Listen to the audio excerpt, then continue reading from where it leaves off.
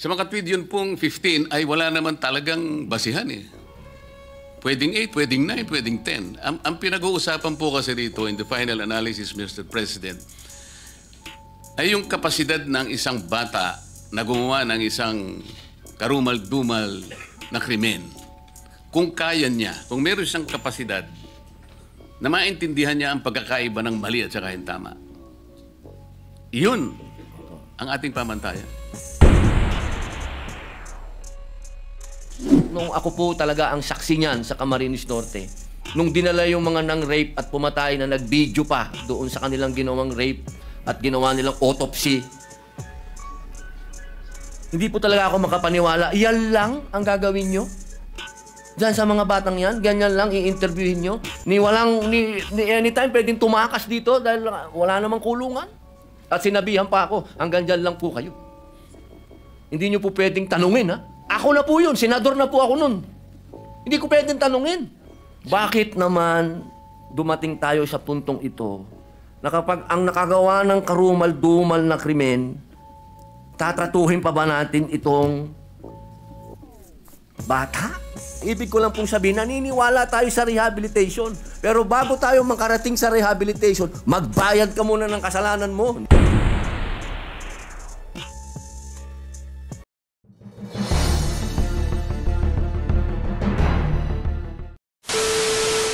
Marcoleta is recognized. Thank you, Mr. President.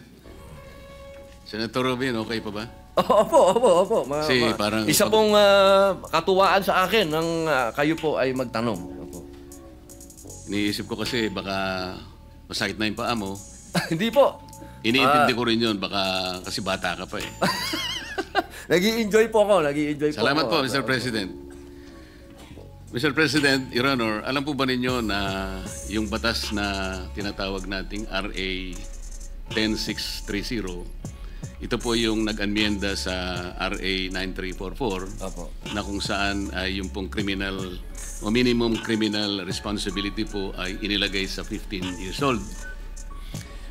Alam din po ba ninyo na ang naging basihan kung bakit ito po ay nailagay nga sa 15 years old, ito po ay hinugot sa mga magkakaibang pamantayan mismo ng United Nations. Sila hindi nagkakaintindihan. Halimbawa po, yung UN Standard Minimum Rules for Administration of Justice o yung Beijing Rules, yun po walang specific age yun. Yun namang UN Guidelines for the Prevention of Juvenile Delinquents, yung Riyadh Guidelines, hindi pare-pareho. Sa mga tweet yun pong 15 ay wala naman talagang basihan eh. Pwedeng 8, pwedeng 9, pwedeng 10. Ang pinag-uusapan po kasi dito in the final analysis, Mr. President, ay yung kapasidad ng isang bata na gumawa ng isang karumal-dumal na krimen. Kung kaya niya, kung meron siyang kapasidad na maintindihan niya ang pagkakaiba ng mali at saka yung tama. Iyon ang ating pamantayan. Sa mga tweet, kung yung bata, kahit na 7 taon lang, ngunit kahit paano mo pagbali-balik rin ang mapangyayari, alam niya ang consequence. Alam niya na darating siya sa ganito eh. Yung consequence ng kanyang magagawang krimen sa kanyang kapwa at sa lipunan, alam niya, kahit sa murang gulang pa lang. Pati yung ginamit niyang pamamaraan kung paano niya isasakatuparan yung krimen, isinasangkot din yun eh. Yung lawak nung consequence na kanyang nagawa, isinasang-alang-alang yun eh. Doon sa discretion na pinauunawa sa atin ng Korte Suprema sa magitan ng paggagawad niya ng guidelines. At ang pinakamahirap po, Mr. President, Your Honor, alam po ba ninyo, ang magpapatunay na yung bata na gumawa ng karumal-dumal na krimen o yung tinatawag nating heinous crime, ang burden of proof yung Estado. Ikaw ang magpapatunay na meron siyang discretion. Kapag nagkamali ka ng paglalatag mo ng ebidensya, absuelto yung bata. So nakapataw pa po, Mr. President, sa pananagutan ng Estado. Kung ikaw ang prosecution, ikaw ang dapat sana patunayan ng bata, wala pa po akong discretion eh. Ang totoo niyan, hindi ko po kayang timbangin Hindi ko po talaga alam na ganito po palang mangyayari. So, sasabihin ng korte ngayon, walang discretion ito. Ligtas na naman siya. Ngayon, tutulong po yung social worker. Doon, hindi natin alam kung anong pamantayan na gagamitin ng social worker. Hindi po natin sinasabi, Mr. President, Your Honor, na wala pong kakayanan ng social worker. Ngunit napakarami pong isasaalang-alang dun eh. Para talaga mapagtibay mo na walang kakayahan talaga yung batang yun.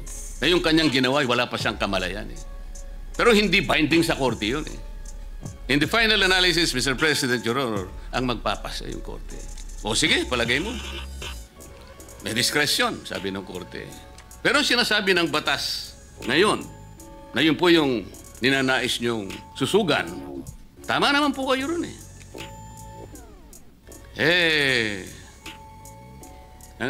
Ang sinasabi po niya kasi ron eh, kailangan makilala natin kung anong mga consequences. Napakahirap nun eh. At pagkatapos, sige, napagtibay na. Hindi po ako naniniwala yung batas sa ngayon ay sapat para dun sa consequence na nagawa ng bata. Napatunayan na may discretion eh. O sinabi ng batas, sige, mandatorily you will be confined at the Bahay Pag-asa. Pati nandun. Pero yung pong Bahay Pag-asa, rehabilitative po yun eh.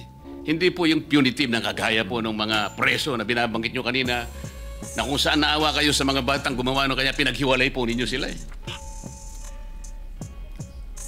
Nandun po ba yung pasilidad na talagang yung bata na nakagawa ng kasalanan na yan? Kompleto po ba yung pasilidad? Nandun po ba yung mga psychologists? Nandun po ba yung mga guidance counselor? Nandun po ba yung mga disciplinarian? O yung mga iba't iba pang sektor ng lipunan na merong interest para ma-rehabilitate yung bata na yun? Talaga bang nandun lahat yun? Sapagkat kung wala, yung bata, hindi rin may tutuwid yun. Kagaya nga po na sinasabi kanina, Senator Tulfo, pabalik-balik yun eh. Recidivist na yun eh. Pero, baka 7 years old. Kamukha po nung example nyo kanina, 8 taon lang nakagawa na eh. 10 taon lang nakagawa. Ano pong ibig nating sabihin dito? Yung modern approach po kasi, Mr. President, Your Honor, hindi na po binibigyan ng taon eh. Ang importante, kailangan po makita natin na yung bata, irrespective of the age, meron na siyang discernment. Yun po yung batayan. Kailangan lang mapagtibay natin na yung bata sa maraming elemento, mapapagtibay natin. Meron siyang discernment. Ginawa niya, alam niya yung consequence, pati paraan ng paggamit niya at pa yung kahihinatnan niya at ang epekto sa lipunan, alam na alam niya. Kahit 7 years old, dapat managot siya. Mr. President, kayo po ba naniniwala na dapat ganun ang approach natin? Mr. President, Your Honor. Opo. Yan po talaga ang buong-buo po nating paniwala. Katulad po ng nabanggit ko kanina sa amin pong patron. Alam niyo po, lagi ko pong sinasabi, bakit nawala na sa atin ang youth detention? Dati po kasi may Boys Town po tayo, kung naaalala niyo po, nung araw. Hindi ko alam bakit nawala yan. Advance na tayo noon eh, nandun na tayo eh. Kasi kung sasabihin niyo po sa akin na sapat ba para sa mga nakagawa ng heinous crime, yung dadalhin sa Bahay Pag-asa, doon po lang ako talaga nasaktan. Sapagkat nung ako po talaga ang saksi niyan sa Camarines Norte, nung dinala yung mga nang-rape at pumatay na nag-video pa doon sa kanilang ginawang rape at ginawa nilang autopsy, hindi po talaga ako makapaniwala. Yan lang ang gagawin nyo? Diyan sa mga batang yan, ganyan lang i-interviewin nyo? Ni anytime pwedeng tumakas dito dahil wala namang kulungan? Yan lang. Ayan daw po talaga ang sinasabi ng batas. At sinabihan pa ako, hanggang dyan lang po kayo. Hindi nyo po pwedeng tanungin, ha? Ako na po yun. Senador na po ako nun. Hindi ko pwedeng tanungin. Hindi ko pwedeng kausapin. Hindi ko pwedeng, wala ho talaga. Hindi daw pwede. Kasi underage sila. So yun lang po ang aking hinanakit. Ang hinanakit ko po, totoo lang, mahal na patron, ay bakit naman dumating tayo sa puntong ito na kapag ang nakagawa ng karumal-dumal na krimen, tatratuhin pa ba natin itong bata? Ibig sabihin, hindi man tayo makaisip po ba ng paraan na tayo gumawa man lang youth detention center na maramdaman man lang nung bata na siya po ay nangulungan, hindi na kasama kaming matatanda. Kasi ako po mismo, naniwala noon na hindi dapat kasama ang matanda. Yun nga lang, nung iniwan namin, nagpaluan, may patay. Ang sinasabi ko lang po, hindi pa rin mainam na itong mga batang to kasama pa rin ng mga matatandang bilanggo. Sana ang pag-usapan na natin ngayon, meron na tayong youth detention center na nandun po nakapaloob na yung sinasabi po nung na yung umiiral na batas na naandod doon yung loob, yung rehabilitation. Dahil kung tatanungin din niyo po ako, nung ako po'y nangulungan, ako din po ang nagdala ng unang-unang therapeutic center sa loob ng Bilibid. Ibang usapin naman po yan dahil sa drugs naman po yan. Nabigyan pa po tayo ng award ng DDB dyan dahil tayo pong naggawa ng rehabilitation dyan sa loob at inabot po yan ni General Binarao. Ang ibig ko lang pong sabihin, naniniwala tayo sa rehabilitation. Pero bago tayo makarating sa rehabilitation, magbayad ka muna ng kasalanan mo. Hindi naman po pwedeng hindi ka magbayad ng kasalanan. Yun lamang po. Alam ko po, Mr. President, ang gusto po ninyong bigyan ng diin ay makilala sana ng bata sapagkat nakagawa nga siya noon at meron nga siyang discernment mong gawin niya yun. Ay sa sarili niya mapanagutan niya yon. Opo. Baka sakaling kahit na sa murang edad niya, Mr. President, Your Honor, ay makapagsimula siyang maalala niya na ganun pala. Ganito pala ang magiging epekto para sa akin kung uulitin ko pa ang bagay na ito. Kasi ang nangyayari po sa ilalim ng batas, Mr. President, kaya mandatory po, dadalhin siya sa bahay pag-asa. At pagkatapos ng isang taon po, mandatory rin gagawa po ng ulat yung social worker at doon ay pagtitibayin niya na maaaring okay na po ito. Ayos na po ito. Pwede na siyang ma-reintegrate sa ating lipunan. Doon lang po ba tayo nakabate doon sa report niya? Gaano po katotoo yung report niya? Kaya po tinatanong ko kanina, Mr. President, kumpleto po ba yung process? Nung siya'y makarating doon sa unang araw hanggang sa ika-100 o ika-1 year niya doon ay talagang lutong-luto siya na lahat ng kanyang pinagdaanan ay contributory sa pagiging isang mabuting tao na niya. Makapagsimula siya, makabalik sa mainstream ng ating lipunan. Hindi pa po yun ang inyong tinutukoy, Opo Mr. President? Opo yun po yung... alam niyo po kasi dapat bata pa lang alam na niya accountability. Kung ano yung ginawa niya, dapat alam niya na. Hindi dapat alam niyo, ito po sinasabi ko, hindi po sa ibang kaso. Sa ibang kaso naman po, doon po sa batas kasi pagka 6 years below, parang probation din naman po yun. Wala naman po akong kontra doon. Doon lang sa heinous crimes. Ulitin ko po. Doon lang talaga. Yung karumal-dumal. Isipin niyo, kwentuhan lang ang puhunan mo pala. Pag ako'y pumatay ng tao, ng rape, na bata, ang mangyayari sa'yo, ang puhunan mo lang pagdating mo sa bahay pag-asa, kwentuhan lang. Wala kang gagawin, kundi makikipagkwentuhan ka lang doon sa lahat ng mga ibibigay sa'yo ng gobyerno, sa mga programa doon, pero hindi ka nagbabayad ng kasalanan mo. Importante po sa lahat, yung magbayad ka ng kasalanan mo. Sa murang edad, maintindihan mo na kailangan mong magbayad ng kasalanan pag may utang ka. Yun lang naman ang kailangan na hindi mo pwedeng lagpasan yun. Kailangan magbayad ka. Ginawa mo yan eh. Pwede po bang malaman, Mr. President, nung kayo po ay unang nakalabag o nakagawa ng labag sa batas, anong taon po ba kayo? 10 taon po. Napakaswerte po ng intervention na ginawa ng ating bansa sa inyo. Sapagkat sa kabila ng maaga po ninyong pagkakalabag ng ating mga batas, ngayon po ay kausap po na kayo bilang isang senador ng ating bansa. Opo. Hindi ba tama na kagaya po ng inyong inaasam, lahat po ng ganun siguro kamurang edad ng mga kababayan natin o mas murang edad pa sa inyo ay kung tinapatan ng mga intervention ng mga reform at rehabilitation para sa isang bata, di sana lahat ng batang yun ay baka sakaling susunod sa yapak ninyo, Ginoong Senador. Tama po ba yun? Opo, tama din po. Tsaka, ma-share ko lang po, siguro po kung meron na po talagang sa panahon namin, kasi ang nangyayari po kasi noon... Ano po ba yung panahon ninyo? No? Talaga pong maloko po tayo, patron. Talagang... Panahon na rin po ni Senador Tulfo yung panahon ninyo? Ay, magkaedad lang naman po. Tulfo. Pero talaga pong... Meron naman po akong biography eh. Pag nabasa po nila yon, makikita po nila talagang na-involve po tayo sa murang edad. Kaya lang po, nakikita ko po yung sarili ko kasi dito. Kung nung murang edad, ako po yung nadisiplina na, baka hindi na po ako nakulong. Ang nangyari lang po kasi, dahil nung araw, dahil ako po yung anak ng gobernador, siyempre po, pag nakagawa ka ng kasalanan, para ka na rin may batas na, anak ni gobernador yan, wag nyo nang pakialaman. Ganun po ang nangyayari.